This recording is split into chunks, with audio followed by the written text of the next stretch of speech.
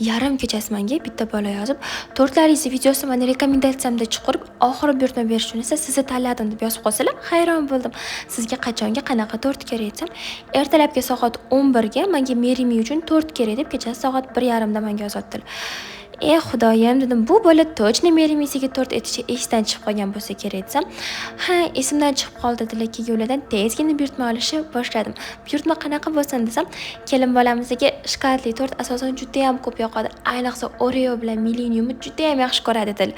Bo'ldi-da, unda men sizga Oreo Millennium qilib aralashtirib tort qilib beraman dedim. Keyin qanaqa nimalarni yaxshi ko'radilar desam, Snickers ham yaxshi ko'radi. Snickers nachinkali tort bo'lsa ham yo'tmasdim dedilar.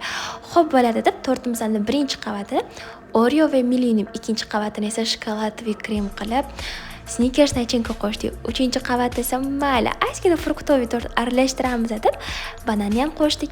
Mijozimizga esa bu juda ham yoqdi. Tort nachinkasi qanaqa bo'lsin desam, to'xtab turing, ana videoyizda 1 kiloga yaqin banan ketkazib aytdingiz-ku, menga ham xuddi shunaqa qilib bering deb aytdilar. Shu tortimizga qancha banan ketyapti bo'lingiz kommentariyada javob yozib qoldirish yodingizdan chiqmasin. Tort dekoratsiyasi bo'lsa, iloji bo'lsa oppoq, minimalizm ekan, atrofiga gullar qo'yib bering dedilar. Men o'ylagan bo'lsa shunaqa chiroyli qilib yasatib berdim. Agar sizga yoqqan bo'lsa, like va kommentariy qoldirish yodingizdan chiqmasin.